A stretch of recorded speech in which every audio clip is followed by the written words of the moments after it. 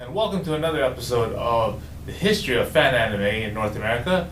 I am your host, William Chow, and today's episode, I'm just going to get into something really quick, a little quick and short story, but it will lead into a larger topic, but this is sort of the start, and basically I want to get into the topic of something that happened that occurred when I was beginning to order different types of animes and different types of books from the bookstore.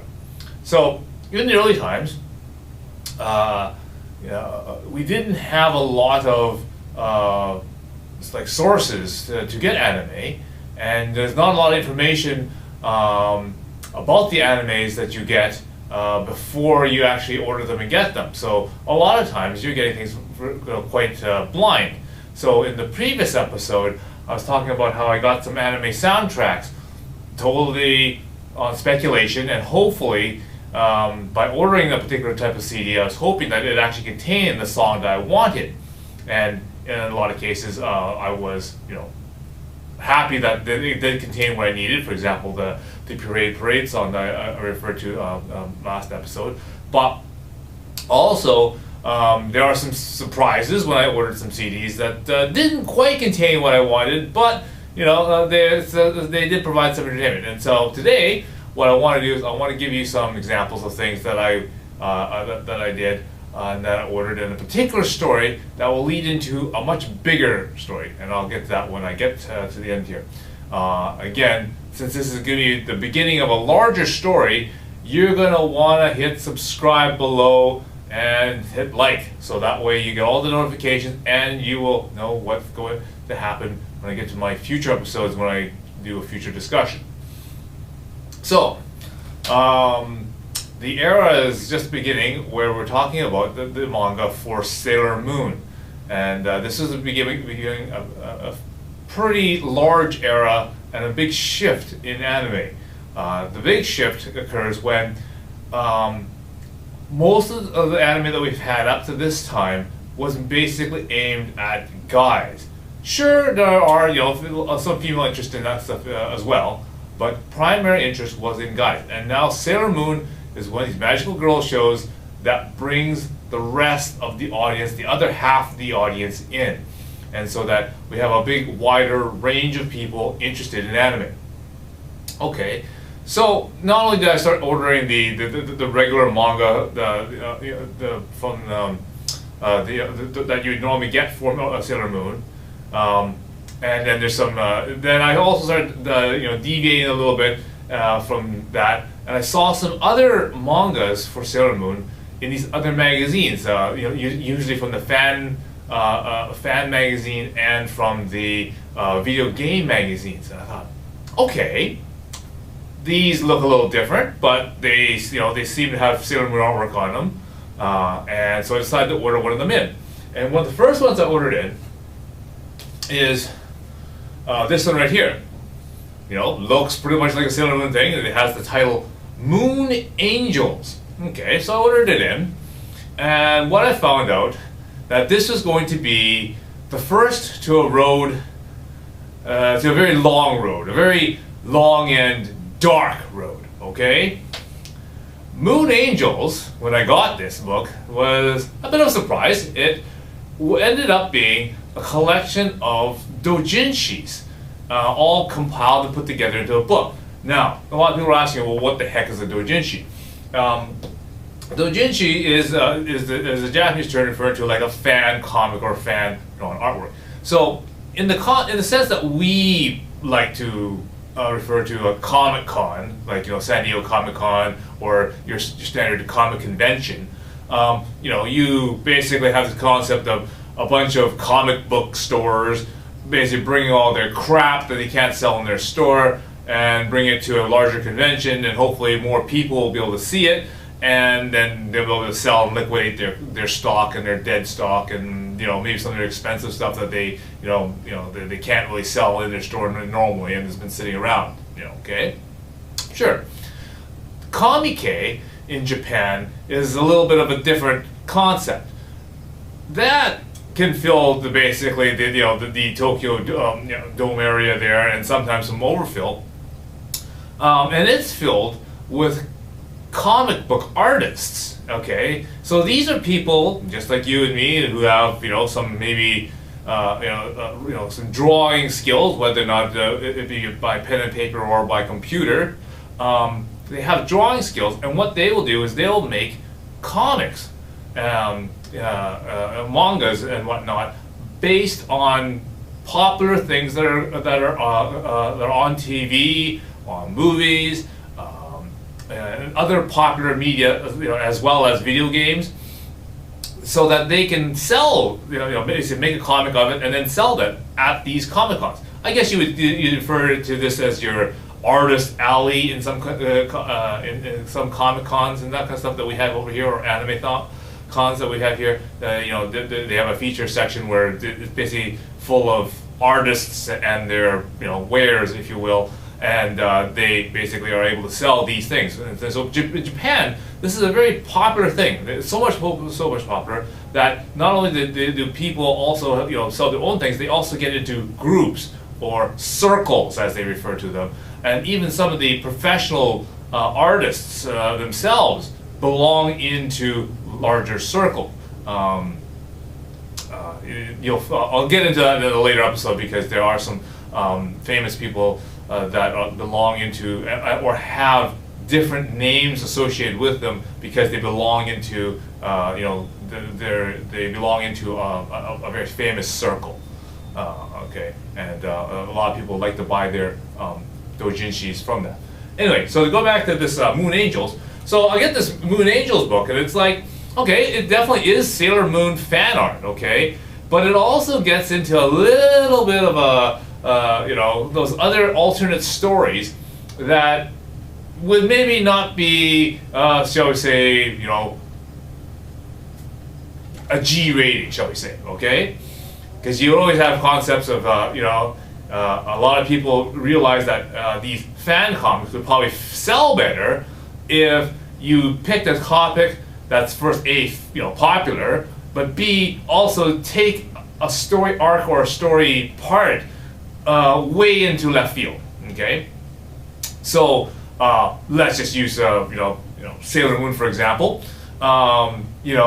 There's obviously something going on with Tuxedo Mask and Sailor Moon. They obviously came up with Chibiusa. How do you think that happened? Well, if one of these books, might graphically, depict that, then maybe that might be a very popular seller, and so someone would maybe draw that and put that into their portfolio, and then they could, they sell that at the comic games. Okay, and again, it's not just limited to Sailor Moon. There could be other, topics. For example, let's say another famous and popular topic is Final Fantasy. There's this, big thing between, let's say Yuna, Yuzi, and Tifa are both very popular characters that get depicted in the series, and they have different, shall we say, endings to their story based on let's say some romantic interludes. So someone could theoretically make a comic based on that, and be able to sell them at the Comic-A for some money. So the topics are about. Anyway, I'm back on the other side. If this was back in the days, I would have said that the tape must have broke, and this is where we repatched the tape on the other side. And this is another re-recording of what I was supposed to announce, and we'll continue from there. All right. We'll get into another episode of all the technical problems with video cassettes and time subtitling equipment and whatnot. That's going to be in another episode, so you want to hit subscribe, and we'll get into that. And that's another big topic, because that's the platform for a lot of complaints. But when you actually have to look at the different types of problems, technologically speaking, with fan subbing in a linear format, then you'll become more appreciative of all the hurdles that we have to go to. Again, subscribe to that. In the next couple episodes, we'll see if we get into those ones. So, to continue on, again, we were talking about the Moon Angels manga that I picked up, and there's a pleasant surprise to that. But as I was commenting, in the back of these magazines, there's these little ads. And some of the rather funny little things with these ads is it basically then promotes me to go order those ones too, because there are more of these, Dojinshis for, in this case it was Sailor Moon. There's another one that's in these books labeled Moon Gang, which looks very, very precarious, because that one has essentially, if you think Moon Angels is all the female characters and Moon Gang features all the male characters, then you can kind of wonder, well, I wonder what's going on there. It's like, maybe there's this secret relationship between Momo-chan and Matoki. Yes, who knows? Yes, maybe he's not as interested in Sailor Moon as you thought he was? Okay, well, maybe that's what Moon Gang will get into. Okay, so there's that one. It also advertised for the next issue, which is this particular one right here, which is Moon Angels R. And again, this features Sailor Uranus, Neptune, and Pluto. And obviously now you can kind of get into that big story of what's the big deal between Uranus and Neptune. Is it one of these girl things, or is it a girl with the extra organ thing, or maybe it's a guy doing the Miss Doubtfire bosom buddies thing? Who knows? But that's what the Dojinshis will go into, and that opens the dark door some more. As well as another one that was in there is this particular one. This is one called Cha Cha Cha, which is the Doujinshi for Red Riding Hood Cha Cha. So again, lots of cross relationships going on in here. You can have this concept that, well, if Lie-chan is a werewolf and he likes Cha Cha, is that bestiality? Or is that just more of this furry stuff going on? Furry human stuff? Is that allowed?